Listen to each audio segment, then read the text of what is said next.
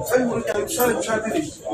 Saya tadi kalau mau perang saya paling depan. Saya kalau iman kalau iman mau perang duel sama saya, ayo satu.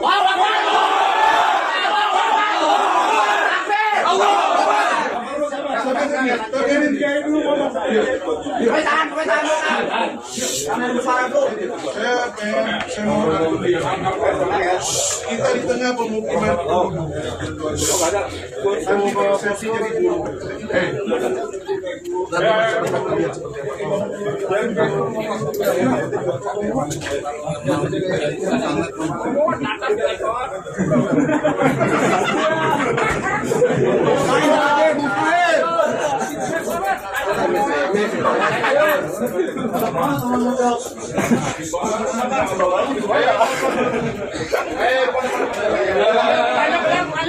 Mana sih orangnya?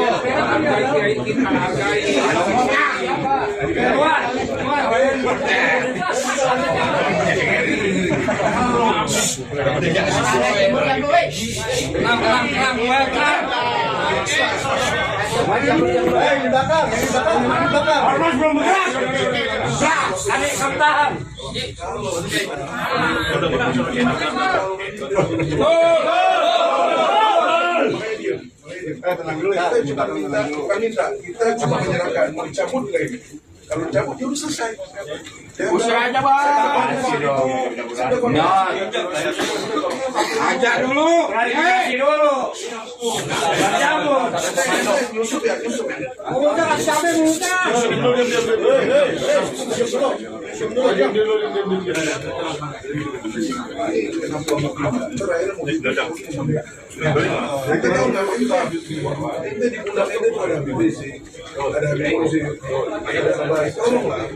Kenapa lagi?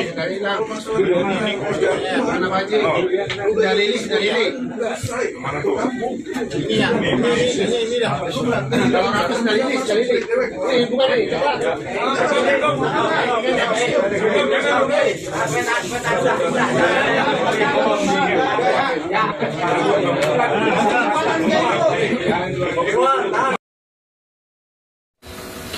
Assalamualaikum warahmatullahi wabarakatuh. Salam sejahtera untuk kita semua. Salam sejahtera untuk seluruh saudara-saudaraku sebangsa dan setanah air, dari Sabang sampai Merauke, dari Miangas sampai Pulau Rote. Alhamdulillah. Dalam kesempatan yang berbahagia ini kita akan menyimak bersama-sama statement dari Abuya Muhtadi Cidahu. Dan tentu kita tidak asing dengan beliau, apalagi untuk masyarakat Banten ya, dimana beliau itu sangat perhatian sekali, sangat cinta kepada tanah air, sangat cinta kepada keilmuan, bahkan untuk kajian-kajian di pesantrennya itu pun sangat-sangat luar biasa. Bahkan kitab-kitab, berapa banyak kitab itu, kitab yang besar-besar, mau itu kitab fikihnya, mau itu hadisnya, ataupun yang lain, itu begitu dihatamkan di sana, dikaji di sana selama bertahun-tahun, semenjak beliau itu muda sampai sekarang dan sampai masih saat ini. Dan tentu kita juga tidak asing bahwa beberapa tahun yang lalu kita menyimak ya, mendapati beliau itu sangat-sangat tidak suka dengan sosok yang namanya Bahar Smith ya. Nah lalu sehingga beliau itu mengeluarkan sebuah statement bahwa ketika Habib itu ingin masuk ke Banten, nah, maka baca dulu tahlil la ilaha illallah 10.000, yang tujuannya adalah agar hatinya itu lembut, agar hatinya bersih, agar hatinya tenang, dan tidak dengan kebencian, tidak dengan kekerasan, dan lain sebagainya. Nah, kali ini kita akan menyimak bersama-sama bagaimana statement yang disampaikan oleh Abuya Muhtadi Cidahu ya dalam beberapa waktu lalu, sepertinya setelah pengajian ya. Nah, silahkan Anda simak bersama-sama dan nanti akan saya tampilkan di layar ya. Silahkan. Jauh mungkin. Waalaikumsalam warahmatullahi wabarakatuh. Alhamdulillahirrahmanirrahim. Wassalatu wassalamu ala asyrafil anbiya'i wal mursalin sayyidina Muhammadin wa ala alihi wa sahbihi ajma'in.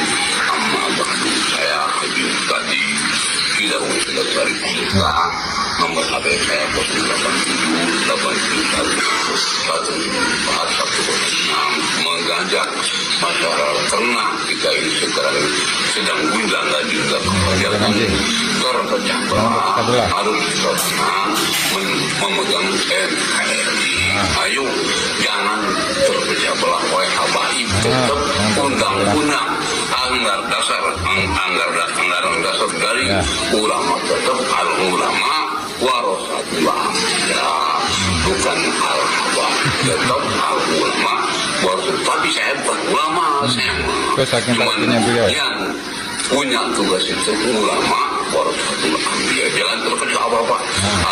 Tenang. Kita jangan apa tetap undang-undang dari sono, tetap al ulama warasatul anbiya. Sekian himbauan dari saya mengajak masyarakat dari Sabang sampai Merauke jangan terpecah belah karena gara-gara habis satu dua tiga jangan itu biasa ego jangan. Sekian saya mohon maaf kepada kawan-kawan semua, jangan terpecah apa-apa. Sekian, assalamualaikum warahmatullahi wabarakatuh. Oke. Nah, jadi itu teman-teman ya. Artinya ada satu pesan yang begitu penting yang patut disimak oleh seluruh bangsa Indonesia terkait provokasi yang dilakukan oleh Habib, khususnya Rizik Syihab, di mana satu hari sebelum Lebaran itu mengajak kepada masyarakat untuk memerangi siapapun yang tidak percaya dengan nasabnya Habib. Satu. Kemudian yang kedua itu menyebut siapapun itu yang tidak percaya dengan Habib, mau itu ulamanya atau sebuah organisasi atau sebuah laskar, semuanya itu disebut sebagai monyet. Nah, artinya dari apa yang disampaikan oleh Abuya Muhtadi Cidahu ini memberikan pesan yang begitu mendalam bagi kita semua ya, sebagai santri, kalangan santri.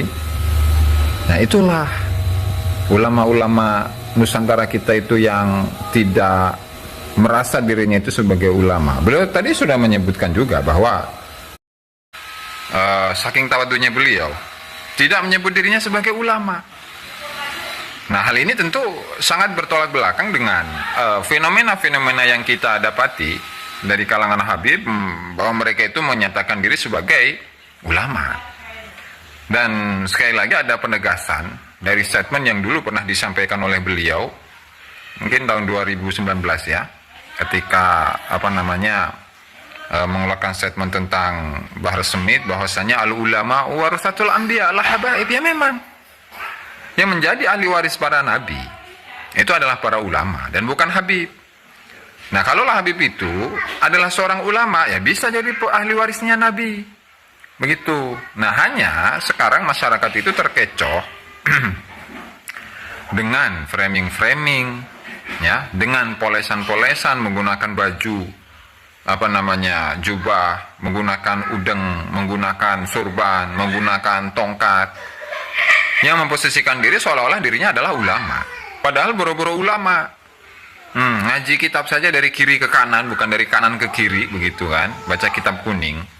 Nah, tentu ini menjadi sebuah pembelajaran bagi kita semua, dan patut kita tiru akan sifat ketawaduan para ulama-ulama Nusantara, di mana ilmu yang dimiliki oleh para ulama-ulama Nusantara itu meskipun tinggi, tetapi tidak pernah merasa bahwa dirinya adalah seorang ulama, apalagi merasa dirinya adalah ulama besar, apalagi menyebut dirinya sebagai Paku Banten. Enggak. Nah, itulah ulama-ulama kita, ulama-ulama Nusantara kita, yang dari sifatnya, dari ucapannya, dari perilakunya saja itu dapat menggambarkan bagaimana karakter yang dimiliki oleh para ulama-ulama Nusantara kita.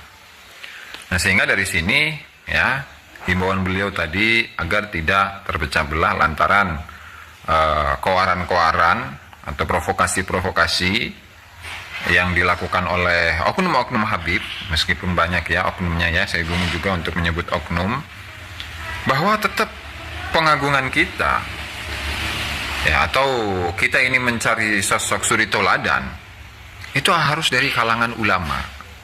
Begitu, terserah mau nasabnya itu ke siapa kek, kalaulah dia itu ulama ya ikuti begitu. Apalagi ulamanya adalah al-ulama us-saleh, al-ulama us-salihun, ulama-ulama yang saleh, bukan ulama